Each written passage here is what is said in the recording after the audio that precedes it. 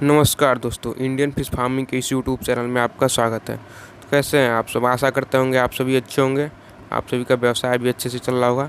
दोस्तों, आज हम बात करेंगे वैज्ञानिक तरीके से तालाब निर्माण के विषय में, क्योंकि आज भी 70% ऐसे तालाब हैं जो प्राकृतिक तरीके से निर्मित हुए हैं, या जो पंचायती तालाब हैं या झील जो हैं उसी में फार्मिंग की जा रही है। तो दोस्तों, जो नए फार्मर आ रहे हैं वो भी तालाब निर्माण में कहीं ना कहीं गलतियाँ कर देते हैं। तो आज हम इसी विषय पे बात करेंगे कि तालाब निर्माण कैसे कराएं, क्योंकि तालाब का निर्माण जब कराते हैं लोग तो जेसीबी या ट्रैक्टर वाले को अपनी ज़मीन दिखा देते हैं कि यहाँ इस जगह तालाब बनाना है, और वो खोद के चला जाता है। तो बस ऐसे ही तालाब नहीं बनता है दोस्तों। तालाब बनाने से पहले आप अपनी ज़मीन की लंबाई और चौड़ाई देख लें, क्योंकि हमारे उत्तरी भारत में मुख्यतः दो ही हवाएं चलती हैं, पूर्वा और पछुआ। तो जब हम तालाब का निर्माण कराएं तो कोशिश करें कि हमारे तालाब की लंबाई पूर्व और पश्चिम की हो, चौड़ाई उत्तर दक्षिण की हो। तो चौड़ाई हमेशा तालाब की कम रखनी चाहिए। अगर आपके तालाब की चौड़ाई 100 फुट है तो आपके तालाब की लंबाई कम से कम 300 फीट हो। अब आपकी ज़मीन उस लायक नहीं है तो आप इसी औसत से लंबाई और चौड़ाई रख सकते हैं। दोस्तों, सबसे पहले क्या करें कि तालाब जिस ज़मीन पे बनवाना है उस ज़मीन की मिट्टी लगभग एक फुट मिट्टी ऊपर की उठवा के एक जगह कहीं रखवा लें।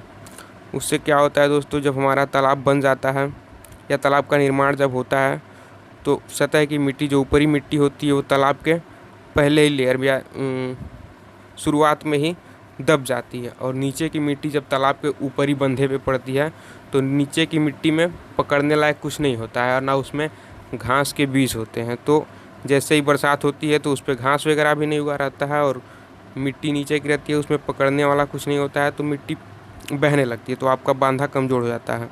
तो इसके लिए आप पहले तालाब की ऊपरी सतह का मिट्टी 1 फुट एक जगह कहीं इकट्ठा करवा लें, और फिर तालाब निर्माण कराना आरंभ करें। और कोशिश करें कि तालाब का निर्माण आप ट्रैक्टर से ही कराएं, क्योंकि ट्रैक्टर से तालाब निर्माण कराने में बांधे में मजबूती आती है।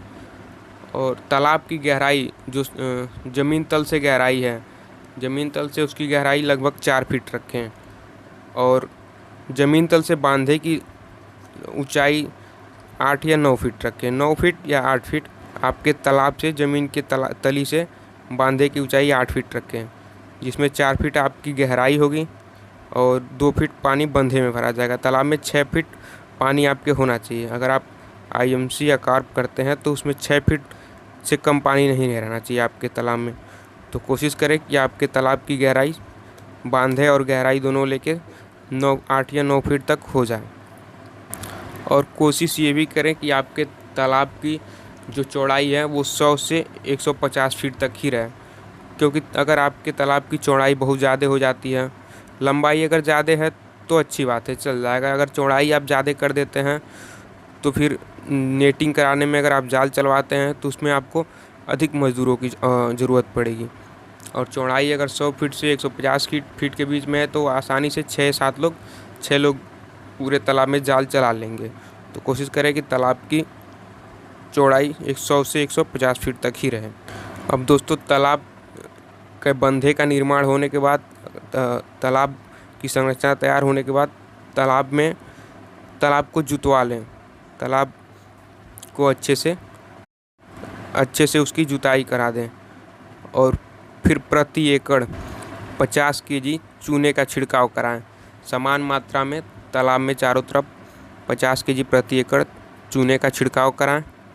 और चूने का छिड़काव होने के बाद आप प्रति एकड़ 3 टन या 30 क्विंटल कच्चे गोबर का समान मात्रा में छिड़काव कराएं। तालाब बनने के बाद समान मात्रा में 30 क्विंटल या 3 टन कच्चे गोबर का समान मात्रा में छिड़काव कराएं। और गोबर छिड़कने के बाद आप 1 फीट तक पानी भर लें। 1 फीट तक पानी भरने के बाद आप उसे 15 दिन तक वैसे ही छोड़ दें, क्योंकि जब हम मछलियों का संचय करते हैं, अपने तालाब में मछलियों का बच्चा ला के छोड़ते हैं, तो उस समय मछलियों की उम्र भी बहुत कम होती है और वो बहुत छोटी होती हैं। तो ऐसे में जब वो तालाब में आए तो उनको प्राकृतिक भोजन मिले, जैसे फाइटोप्लैंटन, जूप्लैंटन। तो गोबर के डालने से आपके तालाब में प्लैंटन की मात्रा भरपूर बन जाएगी। और कोशिश करें कि आप ये सब काम नवंबर से लेकर और फरवरी माह के बीच में करें, क्योंकि दोस्तों आपका मार्च से नया कल्चर स्टार्ट हो जाता है और नवंबर तक कल्चर चलता है आईएमसी का या कार्प का या कैट भी करते हैं, तो इन्हीं समय के बीच में करना होता है। तो कोशिश करें कि आपके तालाब का निर्माण का कार्य फरवरी तक पूरा हो जाए, क्योंकि आपको 1 मार्च से तालाब में बच्चा छोड़ना पड़ता है। कुछ लोग तालाब में बारिश का पानी भरने का इंतज़ार करते हैं। तो दोस्तों अगर आपको मछली पालन से फ़ायदा लेना हो, अगर आप इसमें प्रॉफिट लेना चाहते हो, तो आप जितना हो सके स्वयं करने की कोशिश करें या तालाब पे रह के करवाने की कोशिश करें, क्योंकि किसी और के भरोसे मछली पालन करना या कराना एक नुकसान का सौदा हो सकता है। तो आप कोशिश करें कि जो भी तालाब पे आपके निर्माण से लेके और जितना भी कार्य हो वो आपके देख रेख में हो। तो गोबर डालने के बाद आप 15 दिन तक या 20 दिन तक तालाब को ऐसे ही छोड़ दें। फिर उस 15 दिन के बाद प्रति एकड़ 20 किलो खरी और 20 किलो गुड़ को 3 या 4 घंटे भिगो के अच्छी तरह और अपने तालाब में उसका पूरे तालाब में समान मात्रा में छिड़काव कराएं। बच्चा डालने के 4 या 5 दिन पहले फिर आप तालाब में बच्चा ला के छोड़ सकते हैं। तो दोस्तों कोशिश करें कि आपको अच्छी हेचरी से बच्चा मिले या अच्छे ब्रूडर से बच्चा लें, ए ग्रेड का सीड लें, क्योंकि दोस्तों सबसे बड़ी बात सीड की होती है। अगर आपने सीड में कमी कर दी तो आपका पूरा कल्चर ही कमज़ोर हो जाएगा, पूरा कल्चर ख़राब हो सकता है।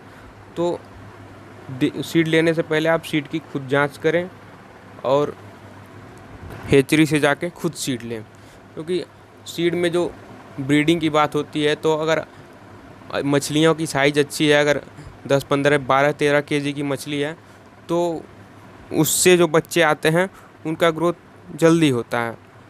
अगर आपका सीड फिंगर लाइन का भी है तब भी उनका ग्रोथ अच्छा होता है। अगर आप 1 साल का बच्चा या 6, 7, 8 महीने पुराना बच्चा मिल जाता है तो और अच्छी बात है।